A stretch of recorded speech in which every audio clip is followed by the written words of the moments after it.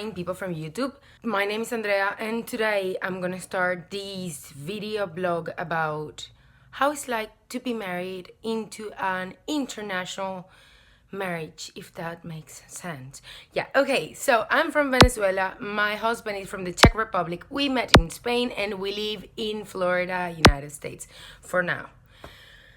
So a lot of people, friends and family, always ask us how this works because I don't speak Czech, he doesn't speak Spanish, and we communicate in English. That is obviously my second language. I'm gonna explain a little bit who we are. So this here is Jan. Jan is from Prague and he did Erasmus in Valencia. I'm from Caracas, Venezuela, and I was studying my bachelor's degree in Spain at the same time that he was doing his Erasmus. So we met there, we kept in touch, and he came to visit me in Venezuela, Caracas, literally the most dangerous city in the world, just because he liked me. After that, we had this long distance relationship for 2 years, and then I moved to US because I was doing my master's here at Full Sail University in Orlando, and Jan decided to also do a work and travel in Galveston in Texas. After that, he came to visit me and he started researching how to,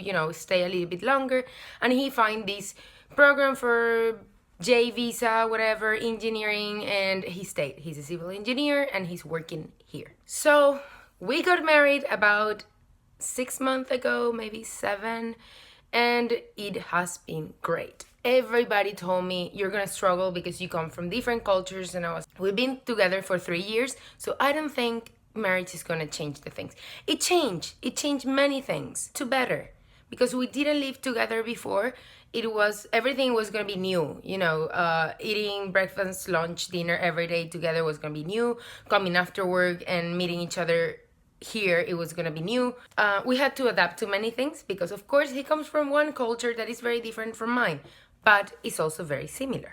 For me, one of the most important things in a person is that they like to go out and have a social life. It is that they're responsible, is that they're gentlemen, for a guy of course, caring, they know how to listen, they don't care that I talk so much because I do, and that they enjoy eating and they enjoy trying new things. There's one thing that is very different from us and from our cultures, that is religion. Yeah, Czech Republic doesn't have a religion. Like they're literally the less religious country in the world, or the second or the third one, but I know it's like Japan, something else, and Czech Republic. Even they're in Europe, and most of the people are Christians, they're Anglicans or they're Catholics in Spain, or no, they don't have religion. I mean, they're not baptized, they have never done First Communion, they don't do any of these sacraments or any. It's not, people from the south saying, I don't have religion, I don't believe in anything, but they're baptized. No, I'm talking about literally grandparents not being baptized. Huge thing? Not really. I mean, I'm a religious person, but I'm more of a self-religious person. Jan respects a lot my religion, like extremely. He understands. We're married in the Catholic Church. Come on, and that's like a big thing because nowadays you can do that even if one of the people is not Catholic. If you promise to raise the kids Catholic, which I'm gonna do because for me it's important. So those are like the similarities and differences in our culture.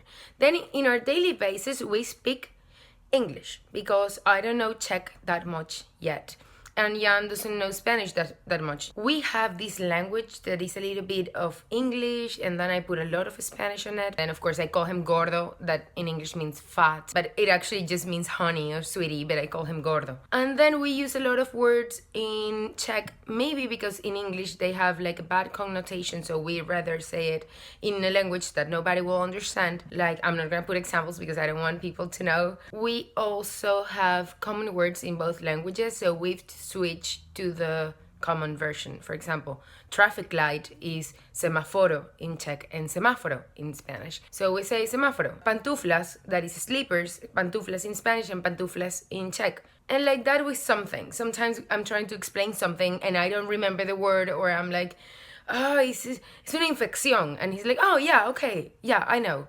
Just because I say the word and it's related to his word. So that's how we communicate, and that's how we live, more or less. So I think I'm gonna be uploading some of these videos once a week, just because I follow so much people that do this.